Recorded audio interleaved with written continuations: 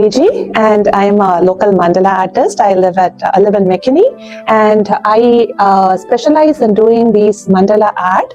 And I started doing it late 2019. So I've been doing this for about 5 years so far. So this is not really a hobby, but then I kind of do it more for my mental therapy, and eventually it became like a part of me. Like I do this all the time. It's like cooking and cleaning. It's become a part of me, and I enjoy doing it. So me and my family, we have a history of ADHD and anxiety and a lot of panic attack. Until the point when I started making this art, I did not understand what all those are. I just thought it's a hereditary thing, or I'm overreacting or overacting. And when I started having that assessment of my own thoughts and seeing how I am reacting for situation, that's where I realized this is truly a mental health issue, and it is actually true. When people talk about mental health, this art really helped because it made me slow down and gave me that sense of satisfaction every time I finish a circle or start dotting. It started giving me the therapeutic connected feeling, and that is how I slowly started healing myself from all those. So I do not have any plan when I start working on something. I have some idea about the color theme. That's how I get started. And then since this is all geometric, I have to start with a grid, which will have like, circles in the center and then angles that go in all direction. And I start working inside out. And as I work through the pattern, it just flows. And anytime I have no idea how it's going to look at the end of the work, it just flows, and I keep putting the dots and strokes and patterns, and at the end of it, it comes out to be a piece. I do have a theme. Like I start off, most of them will be like, self-assessment or self-assuring or self-affirmative, to be very honest. So this one, for example, this is like saying like a petal. Every human is unique. That's why it's the back of a woman. We do not know how old she is, how young she is, or what color she is, how she looks. There is no pattern here. Like any other petal, she is one of a kind. So this really means to me because I've always grown up with a lot of insecurity, and I had some difficulty growing up. So I've always had that insecurity until I started making this art. I have slowly come out of that insecurity, and this is one piece that kind of was self-affirmative for me. Like, the bloom, honestly, when I started, I just wanted to try as all the pastel colors. So this was a pastel theme. And once I started putting it, I wanted to add something at the top, kind of showing a message to someone who looks at it, like what exactly does this mean?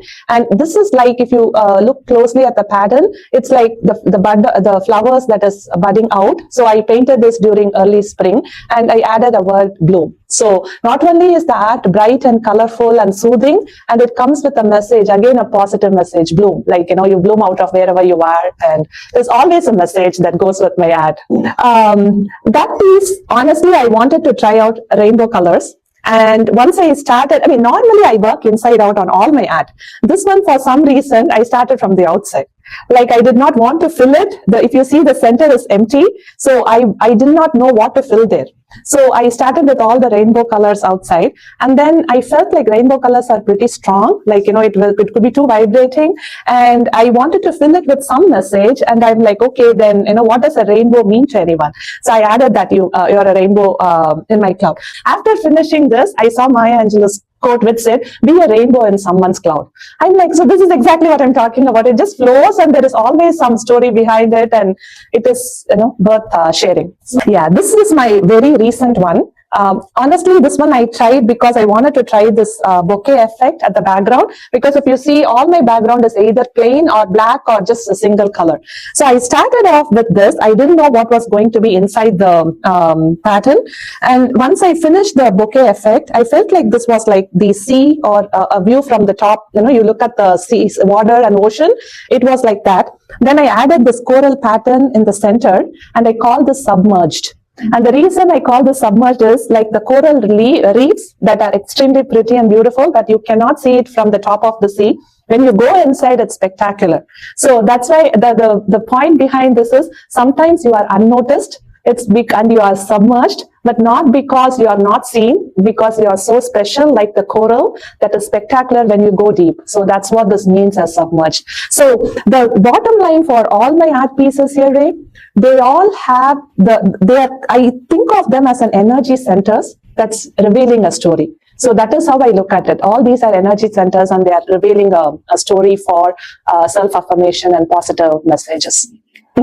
And initially, like you said, I wanted to just, calm myself down. But the more I learned about mandalas, I started reading a lot of books. So when I started doing it and feeling the, healing therapy of this art, my main goal is anti-awareness. Like, this is an art that anyone can do, because it is all about connecting pieces to form a shape. That's it. It doesn't have to be fancy or anything. So number one, yes, now I started making it for others, for awareness. And number two, my long-term goal is, like, every home has at least a small piece of mandala somewhere at the center, either by your house plans or by your study, that you view every single day and you read that energy and catch that energy. That's my long-term goal. So Art Club of McKinney is very special to my heart, and the reason I'm saying is that is the first club I started interacting or started associating with. I came to know about it through my friend Oshi, and then I went and attended the first show for me, the Art Meets Poetry. And when I took my art piece there, the amount of support I got, starting from the president, Catherine, and everyone in the board and everyone who came to watch, they did not look at it as, oh, what is this? I did not get that question, because several times I get that question, what is this?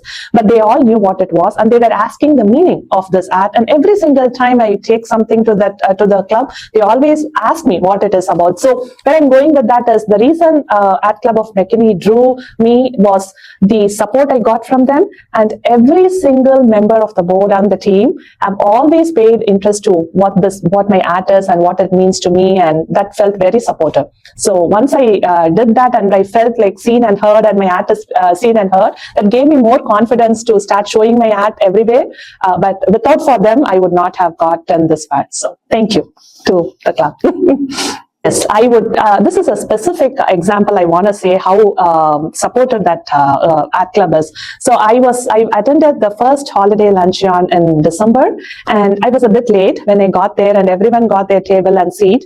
And when I walked in, and they found that I did not have a seat somewhere in one of the table, at least one member from every table started pulling a chair and asking me to join them. So that is the kind of vibe I get. If this simple example, not related to art, gives an answer, then we can see how supportive they would be when it comes to art. And so that's where I am. That club is very unique and special to me.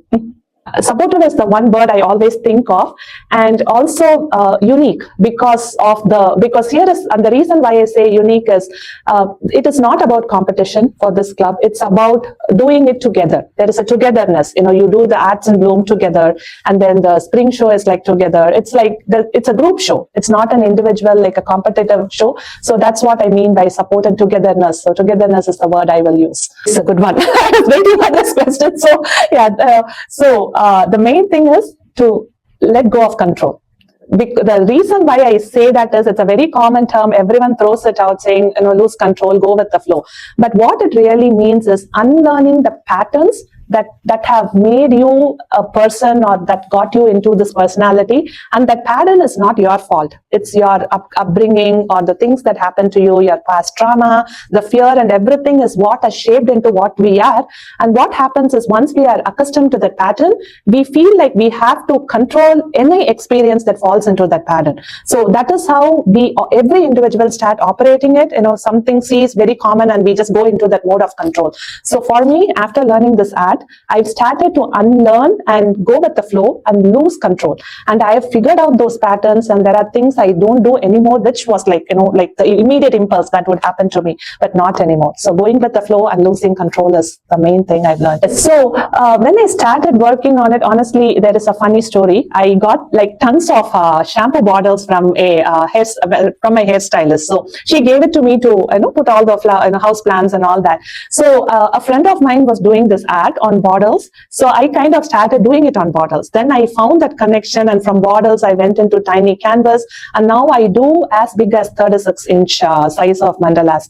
So that is how I grew slowly. But another inspiration, that's the funny side of it. But the deepening side of it is, like, every time I try to think of a theme for my art, I go very deep and things that have hurt me in the past, like the one I mentioned about the like a petal. I come from a family where skin color was a big deal. Financial stability was a big deal. So I've been at rock bottom, and I've had moments where I felt very vulnerable and unheard and unseen. So when I start thinking about it, those are the moments that come to me, and I create an art where I unlearn and undo that pattern. Like, it doesn't matter to me anymore. That is what I try to tell in my art. So saying, like, that's what submerged me into, that you are not, it's not that you are not seen, you are precious and you are hidden somewhere like a coral inside the ocean. So that's how deep I go. I've converted my hard feelings into something beautiful, and also trying to say how it's shaped me to where I am and what I am today. So, and here's the best part of the mandala. So the awareness is less. There are some culture that knows about, like more of Asian culture knows about it, but there are a lot of Western culture, and there are scientists and psychologists who have done research on this. And when I start reading about it, there are so many proofs across the world, in the Egyptian culture, even in some of the churches, the Hebrew culture, and even in some mosques, there are patterns of mandala everywhere. It is just not, we do not look at it as a mandala, but it has the geometric shape and the architecture. So the bottom line is, the mandala is meant for the connectedness. The message that has been universally talked about and spread is, everyone is connected. So there is an energy point that connects everyone. That's the core concept of a mandala. If I may say one thing, the way I caption myself, if you ask me, talk about your work in one line, I would always say it is not about showing and selling, it's about being and becoming. Normally, when I talk about art, one of the things that people say is, "Oh, I'm not an artist. Art is not for me." Not just mandala art, for any kind of art, I think people should give it a try. It's not always about displaying your art in a gallery. It's about venting yourself. So you do not have to consider art as a profession. It is also a very quick healing technique. Find a genre of art that would work for you. It could be mandala, or even the oil painting, or anything. It could be any genre, but always try some form of art. It is definitely healing and therapeutical. So that's the message I would like to tell people, because I was one of them. So